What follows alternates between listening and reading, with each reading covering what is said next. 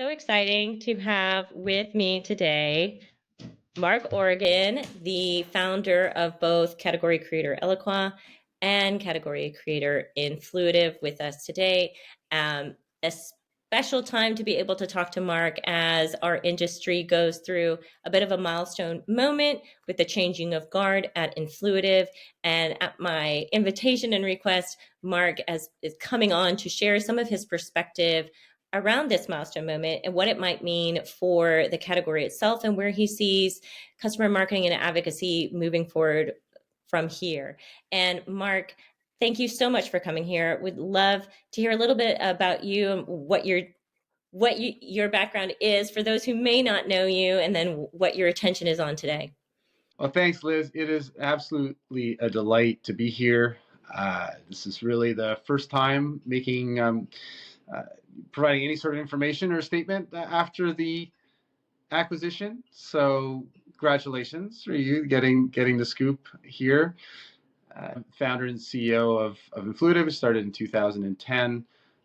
Before that, I founded Eloqua in late '99, early 2000, which was the original category developer of marketing automation, and that ended up having quite a good outcome and went public and was bought by Oracle in 2012. And so I've made my career in not building the Me Too product, but really trying to imagine new markets. So today I am coaching CEOs of category creating companies, a guide for how they can build multi-billion-dollar categories and also build the best company in that category, which I do think I was able to do a couple times with Eloqua and Influitive. So You feel like I scored a scoop or something like yeah, that. This makes me kind of feel like a reporter, which is a little yeah. bit fun. But I get to have the first interview and feedback and response from Mark, who is obviously a very important part of Influitive history. So let's dig in here. I think everyone's just kind of wondering where it is. And we have some opinions on where we think it's going, but honestly, just want to hear, your honest Right. and raw opinion. Is it okay to say that this is really not the outcome that we're hoping Yeah. for? I mean that, yeah. I mean the truth is I do think that there was an incompetent leadership team that took over after me, and I think that's one of the reasons why I didn't do well. Although you could say that I think that you can make a case that the category does require some significant innovation and evolution in order to get to its full potential. And you see this with there's a lot of innovations out there. I mean, a classic one that I give is, the automobile category didn't take off until someone figured out how to stick a key in the ignition and have it turn on instead of cranking it from the outside, right? It's if you have to get outside in winter to crank the car, it's not a great experience. And you can make a case that um, advocate and customer marketing is similarly cumbersome today. Mm-hmm. Having a separate community that you have to go to that requires huge amounts of care and feeding in order for it to work. Like the it's still a car.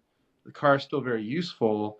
It requires innovation in order to make the experience better for everybody, including the advocates and the marketers and really everyone else.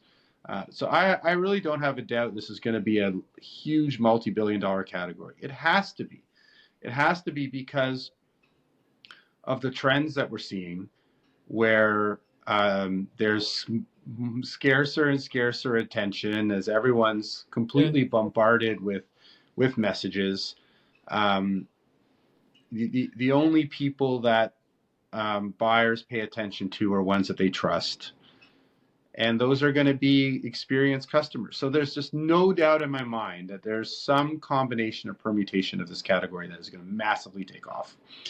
Um, and so I think that's exciting. And in the meantime, for people like you guys in the service providing services around here, I think you're critical to making the category work. Because there isn't a slam dunk technology solution out there. You have to stitch together Mm-hmm. multiple pieces of technology. You have to integrate those Mhm. technologies together. You have to build great processes around, around them, to make the experience better for everyone. So I think you guys will do well. Well, The and challenge is that buyers are probably wondering what's going on and is this thing real? Did we make a bet on technology platform that is not going to make it? I love that what you just said because I feel like as much as Dina and myself loved Influitive, right? We did leave because we felt like the foundational best practices around customer advocacy and marketing superseded any platform. And so needed a place to develop and grow from a methodology standpoint in a way that was inclusive of whatever technology or innovation came into the space. So, one of my favorite things that I've been able to do at Captivate is really get to know and learn all the technology in this space. Um, but of course, I think it was still a little bit of Influitive still had a bit of a corner on the market in the sense of Mm, first to market, category creator to some argue it, but category creator to some, and just the idea and the excitement that Influitive as a company was able to bring to this space. I know yeah, it so well firsthand. It was really yeah, no, professionally altering and so mm, exciting to be a part of. And I don't know if yeah, not everyone is as old, we'll say old in this category as we are. And the just the electrifying excitement of even being at an advocamp and how much yeah, energy there was there. And I think people are really hungering for that. And so they're wondering, are we going to get that energy back? yeah. Yeah, no, that's a great question, and I totally agree with you. This being part of a category that is, being developed, designed and developed and nurtured is really exciting. I totally felt the Mhm. same thing at Advocamp.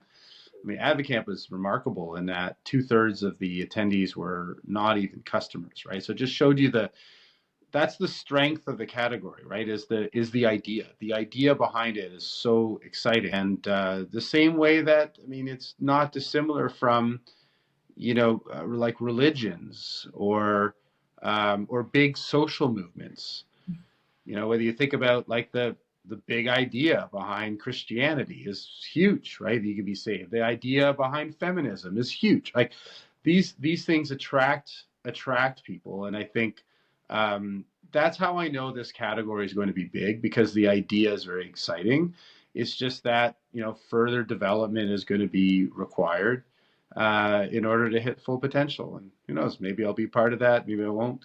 Um, it's a it's a lot, right? These things take a decade to build, and once you start, and I'm not I'm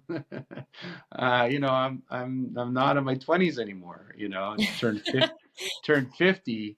uh I still have probably more energy than most 50-year-olds, but I'm feeling it. So if I do this again, then I'll be 60 by the time this thing goes public, assuming that I actually do a good job. So that's one of the things that's holding me back a little bit. But once I'm ready, I think I know what to actually do to win in this space. And now there's all kinds of new technology that's available. So it's interesting. A lot of people, I mean, give me credit around Eloqua. Eloqua was a successful category developer. Um, but we actually weren't the first. There were other companies that came before us that actually had quite good technology. I remember there's a company called Revenio that's lost in history, created by actually a brilliant technologist in Boston. It was founded in 1996.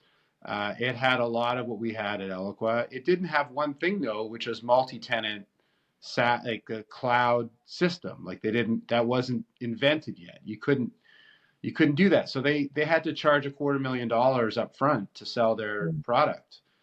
And that alone is enough for them not to have taken off. We were founded in 1999, about the same time as Salesforce.com and LivePerson and a few others, and that we had access to technology that allowed us to sell for a few $1,000s a month.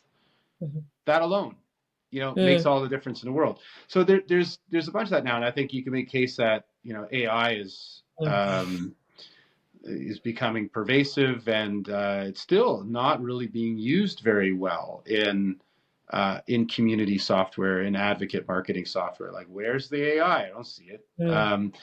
It could be massive, absolutely massive change in terms of um, how to like drop by a factor of like drop down by 90% some of the labor that is required to make these communities really effective. I think that it's not that people haven't known that some innovation in this space from a technology standpoint is desirable and Yeah. and needed.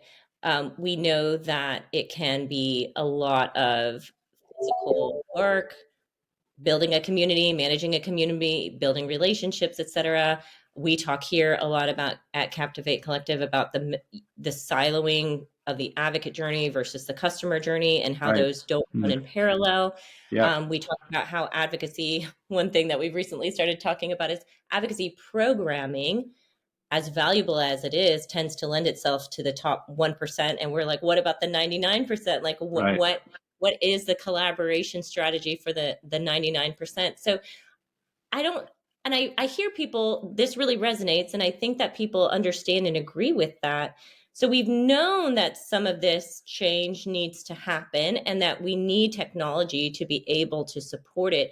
What do you think are some of the blockers for technology not moving faster in this space? I think a lot of the building blocks of the technology, it exists. I think it just needs some people with energy and energy and foresight to put it together. I think it's all out there right now.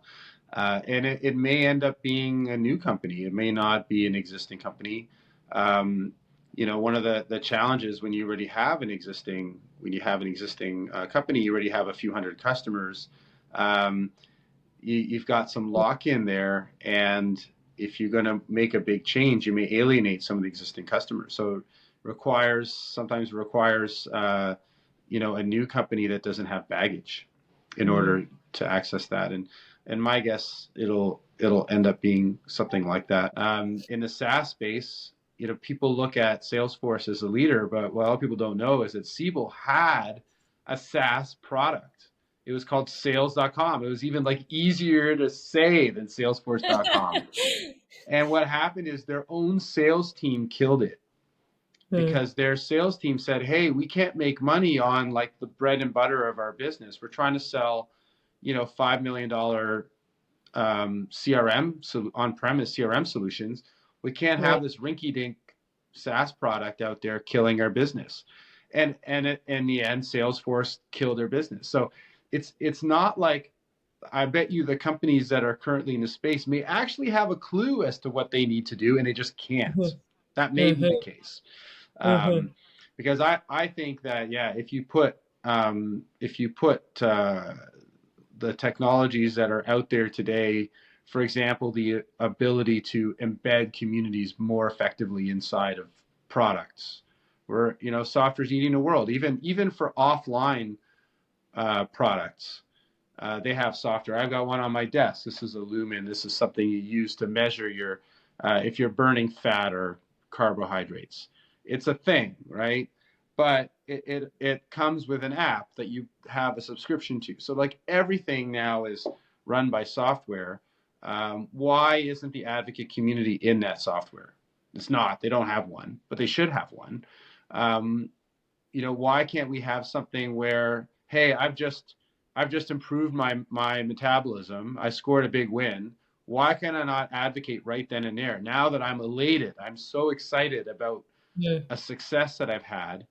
And we know from our experience at Influitive that, like, we know that, for example, when people have, after they've gone through training, they're excited. There's emotional peaks that people have. mm-hmm. And when they have that peak, that is when they have an impulse where they want to advocate. Why give them all sorts of hoops to jump through? Like, why don't we make it easy for them that as soon as they have the impulse that they feel love, they should be able to express that love right away. Well, I'm encouraged because I do think people are starting to see some things that way. I working with three different clients right now who were literally you called them, I forget what you call them, moments of elation or something. We call them opportune moments where yes, you look at the customer journey, you understand what psychologically or emotionally Mm. might be going on at that point. You combine it with other data points like satisfaction, health, um, product adoption, whatever, and you think, what is the opportunity here? What might someone want to do, or how might we create relationship in this moment at scale? And I right now though, what we're having to do with these clients is look at all the technology they might be touching at any given Yeah, point of an opportune moment, and then figure out, okay, how can we flow the data in at that moment? How can we connect it to this software to create some automation so that we can orchestrate this moment without a lot of manual intervention? So it's very hard work. Like, it's yeah, groundbreaking hard work, but I find it so energizing and exciting. But I also find it very frustrating because I want the technology piece to be easier. I want yeah. somehow it to be much easier to create those journeys without having to work with 10 different stakeholders on 10 different pieces of software. But Right. I'm encouraged that people are starting to get on board and think this way. I think you have a great opportunity, and it's probably going to be a great opportunity for the next, 2 or 3 years at least, where there is a technology vacuum. We do require service companies to stitch these things together, both at the technology level, but also at the business process level. So I think Mm-hmm. that's honestly, an exciting Mm-hmm. opportunity for you and other service providers, in the space to basically design, maybe jury rig the solution of the future. And then eventually, maybe some technology providers may end up catching up with you. Mm-hmm. Um, Yeah, I want to take a step back here and then talk just about, like, on a personal level, Mark, sure. because I mean we were both kind of. I'm literally sitting here looking at this cup that Yeah. I'm using today. I still have an Influitive cup that I used, that I put together for the Voice of the Customer Council, and it was a really exciting time to be part of Yeah. Influitive, and it was very transformative. So again, thank you so much. I've had the opportunity to thank my boss at Bomgar for just how that professionally was an elevating moment, and I can say thank you to you here in Mm. person for bringing in customers who were noisy and had a lot to say, and Yeah. making them a team, which I think was brilliant. Um, but I just want to take a step back because it was a really special time. It was a very special company. So I think everyone would love to know, Mark, right now, like, just personally, how do you feel? It was your baby. You started it, you grew it up, and it personally obviously meant a lot to you. Yeah, no, it did. I mean, obviously, it's a little bit bittersweet. I'll be honest. This is not the outcome that I dreamed of. I did step down from Influitive a few years ago. I stepped down to homeschool my son, and I was a little tired. It was sort of 9 years, and we got a little bit ahead of our skis, so we had to cut back on expenses. We had to engage in a war on churn, which is difficult. The category is kind of an inherently high churn category today. Um, and because really the category depends on highly skilled users, power users, in order to use the products well. Mhm. And so that was a little tiring, and it was nice to step down and spend some time with my son, and actually really, I think, really made a big difference in his life. So that I feel great about. Yes. So that actually is a positive. When I look at the success of the people at Influitive, I'm just thrilled with what I've seen you and Dina do, and so many people. I mean, there's a number of folks that were SDRs and other entry level Mhm. positions at Influitive that are today running companies. They're senior executives at various places and doing well, and they really talk about Influitive as a major part of their journey of learning. So that feels really great. Mhm. And actually, I think I've got to know some of the alternatives in the space. I mean, people at Insided and people at Base.ai, and these are also great people doing really good things. Mhm. And I think developing the category, building the category well, So um, I have no doubt the category is going to be successful, right? Think about the big idea behind Influitive and customer marketing, advocate marketing before became customer marketing.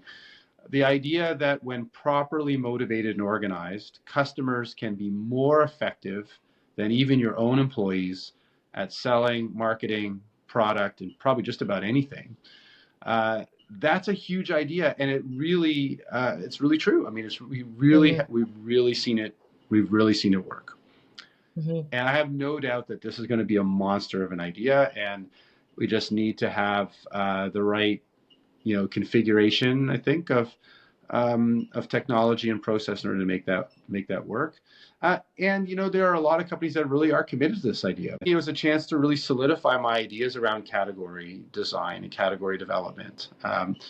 And I think when I was at Eloqua, I was really guessing at a lot of these things. There's a lot of random fits and starts, movements. I think once I was at Influitive and had a chance to think about, well, what really worked at Eloqua in terms of developing a new category and what didn't work. And then I'm grateful for Mike Creedon, who invited me to Dreamforce specifically to talk about this. Like, he was excited about this idea. He says, Mark, I want you to talk about how you develop this category at Eloqua and what you're doing at Influitive. So it really forced me to take a step back and codify my ideas. Um, and and I think that's been very gratifying for me and something that I'm doing for the rest of my career now, versus I Mhm. coach CEOs now on how to develop their category in addition to their business. And I think we did quite a lot of things well at Influitive. You mentioned Advocamp before. That's sort of one of the things that category developers do is they build these Woodstock-like events, and if they do well, they attract even more prospects than they do customers because people are attracted to those big ideas. They do build platforms to other people to build on top of, which I don't think we Mhm. did as much of at Influitive, but is now starting to happen in the space. Uh, Mhm. Content that really opens minds out there. So, Dina and I wrote "The Messenger is the Message," which has sold over 10,000 copies now, which is pretty amazing, I think, for a niche book. I get an email at least once a month from somebody, some random Oh, person who says that, hey, I just picked up your book. I read it on the plane. It's one of the best business books I've read. Like, that's awesome. so I think we put together some content that really opened up a lot of minds out there. Yeah. Um, so yeah, I'm excited about the category. I think it's going to do well, and I think between now and the time for the next bit of technology innovation in the space, I think it's a great opportunity for you and other service providers to develop incredible experiences for marketers and for advocates. That's awesome. And I love your energy, Mark. And I think that's kind of something you always brought to this space is like it's encouraging even just to hear you talk and how you still believe so strongly in the fundamental human psychology basically behind Mhm. the power of customer advocacy, which it's rooted. I think when you were saying you're comparing it to could be like a religion or an idea, and those things are based in human psychology, so Right, it's accessible and understandable across human groups, intrinsic needs, intrinsic values. right. I love the enthusiasm. I love the optimistic outlook. Do you have any advice maybe for Influitive users today? It's definitely caused a stir, changing of guard, big milestone moment for Influitive.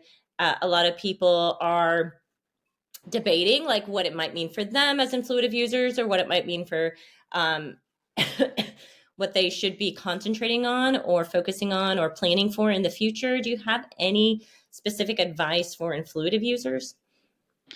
Yeah, I mean, the Influitive platform is not going away. Mhm. As far as I know, there's still a commitment for the product going forward. The technology is not going away. I think again, the big idea is not going away.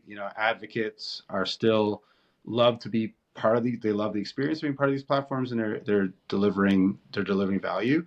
Um, I think it just goes back to basics, right? Which is around the experience that we want people to have. I think if we I mean, that was one of the big ideas behind Influitive, I think, was that even though advocates don't pay anything for the product, it's paid for by companies and marketers, the advocate experience really is the most important thing.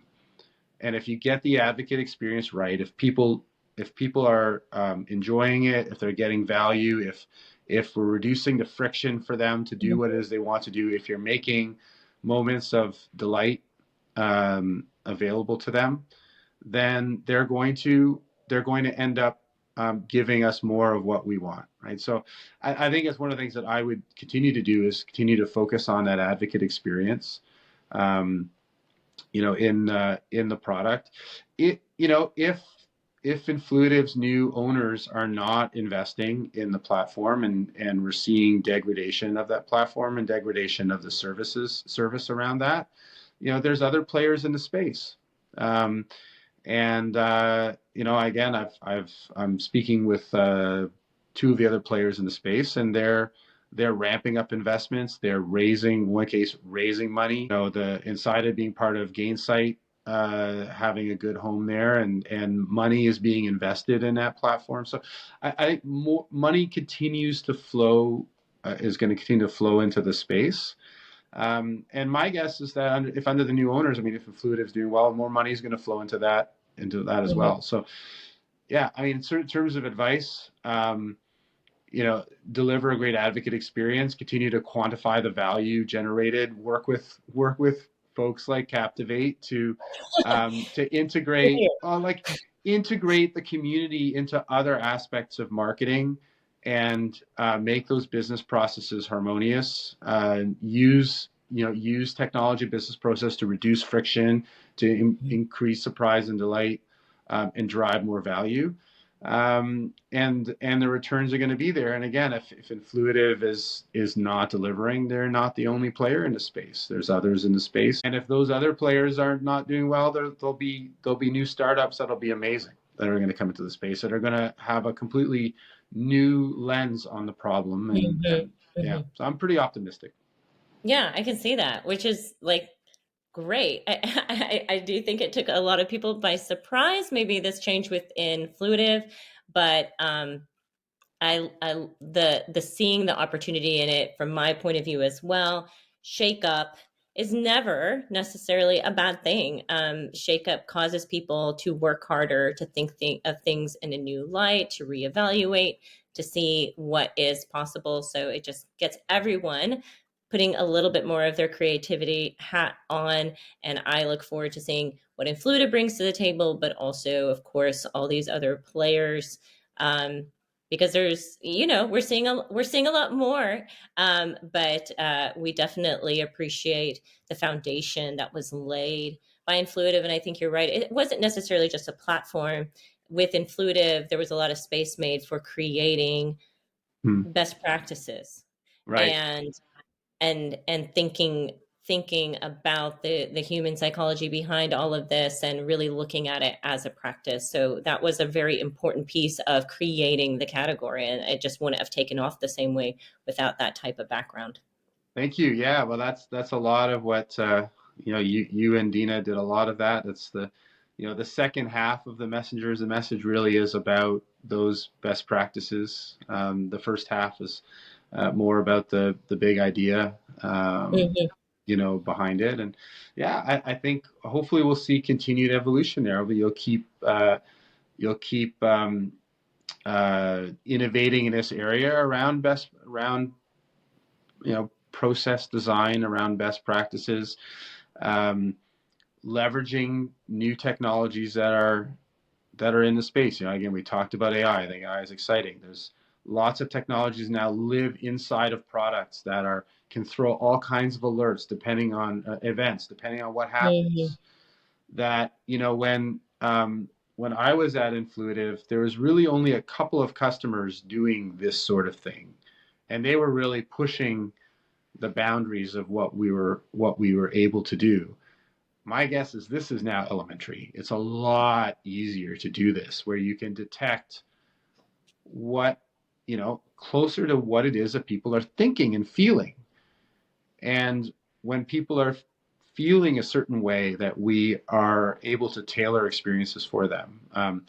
I think that there's opportunities around better understanding categories of advocates. You've mentioned there's 1% and 99%. Well, there's actually a whole bunch of different ways to look at the community, the population of advocates.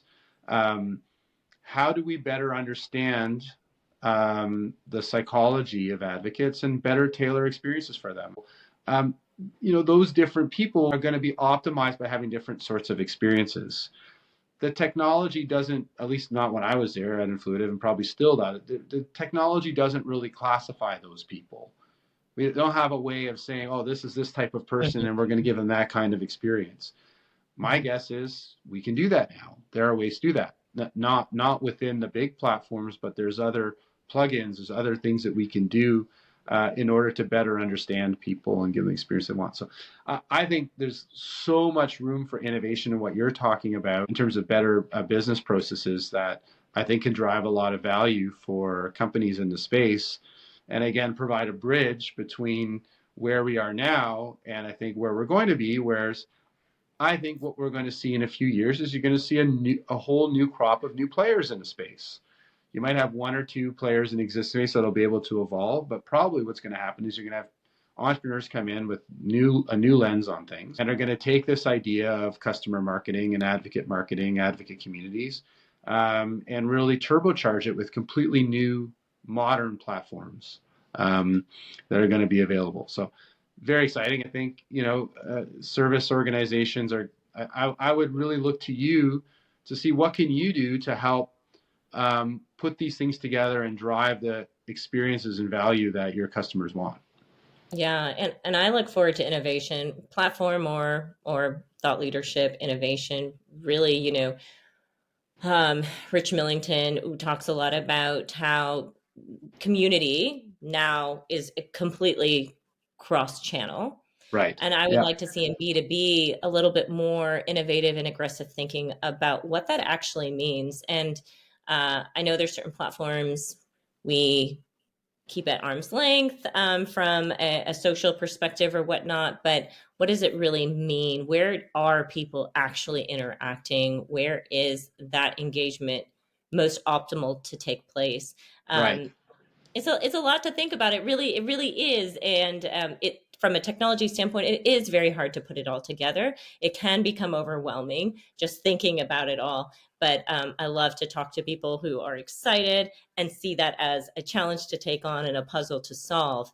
Uh, I love to do it from just a methodology across technology, but Yeah. I look forward to someone who can come in, or multiple players who can come in from the technology side and conceptualize how they can make this easier and more sophisticated and built into that customer experience. So I think you always said, and I always agreed with you, Mark, it comes back to the customer experience. We're talking about customer experience here and how to improve and elevate that at the end of the day. And so it'll be very interesting to see all the players who come in and jump in on that.